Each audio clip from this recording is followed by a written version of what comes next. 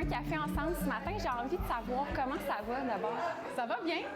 De commencer un deuxième mandat, c'est très différent du premier parce que là, on sait où on s'en va. Pour quel dossier vous avez décidé de travailler là, en priorité? Il y avait des dossiers qui étaient très urgents. Je pense à la salle intermédiaire, entre autres, le dossier de l'école secondaire, Michel Montcalm, la situation d'itinérance également à Sherbrooke qui est en augmentation. On a commencé avec mon équipe une série de rencontres avec des organismes qui travaillent avec les personnes en situation d'itinérance.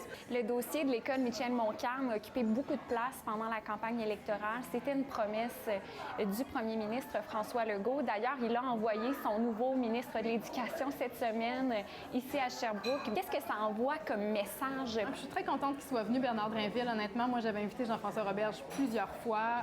Il n'avait jamais donné suite à cette invitation-là. J'espère que ça lui a permis de constater à quel point c'est plus un lieu qui est adéquat pour recevoir des élèves.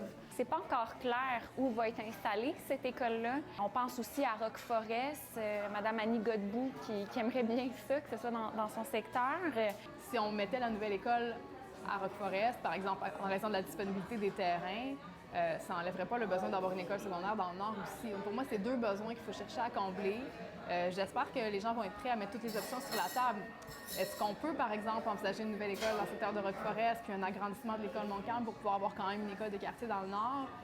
Faut voir. On a l'impression que ça traîne depuis des années. Oups, là, pendant la campagne électorale, ça leur rebondit. Mais là, en ce moment, qu'est-ce que vous pouvez faire dans ce dossier-là? Bien, en ce moment, mon rôle, moi, c'est d'aller sécuriser l'engagement qui a été pris en campagne électorale de la part de François Legault, parce que ça, ils l'ont dit en campagne, mais on n'a pas la confirmation en ce moment au Centre de services scolaires qu'on a vraiment le financement pour ce projet-là.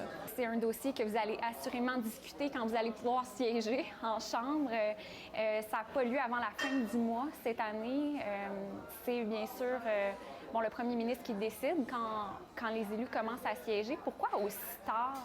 Ils ont fait le choix de commencer à siéger seulement le 29 novembre cette année. Ça veut dire qu'on va siéger seulement 2 semaines avant les fêtes. C'est certain que ça fait leur affaire parce que moins longtemps on est à l'Assemblée nationale, moins les oppositions ont de l'espace pour leur poser des questions, puis moins il y a de reddition de comptes. Ça va seulement faire 8 jours où il y aura une période de questions avant les fêtes. Et donc, c'est certain qu'ils préfèrent ça plutôt que de nous avoir là plusieurs semaines de suite. On parle beaucoup du dossier d'allégeance. Il y a le PQ qui a refusé de le faire, Québec solidaire qui a emboîté le pas, qui s'est questionné. Vous, est-ce que vous allez porter allégeance au roi? On va prêter serment parce que le président nous a confirmé cette semaine qu'on n'aurait pas le choix si on veut faire notre travail à l'Assemblée nationale. Donc, on va le faire, puis on va déposer le plus rapidement possible un projet de loi pour que ce soit plus jamais obligatoire. À vous entendre, vous ne manquez pas de dossiers sur lesquels travailler.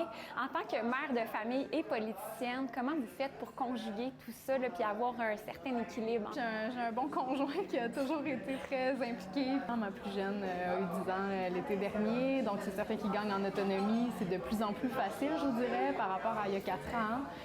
L'équilibre, on l'a trouvé, puis on l'ajuste aussi au fil du temps parce que les besoins des enfants évoluent aussi, plus ils vieillissent. Qu'est-ce qu'on vous souhaite d'ici la fin de l'année? J'aimerais l'avoir, la confirmation pour une nouvelle école secondaire. C'est pas ça les signaux que nous a envoyé le gouvernement jusqu'à maintenant, donc c'est pas gagné d'avance.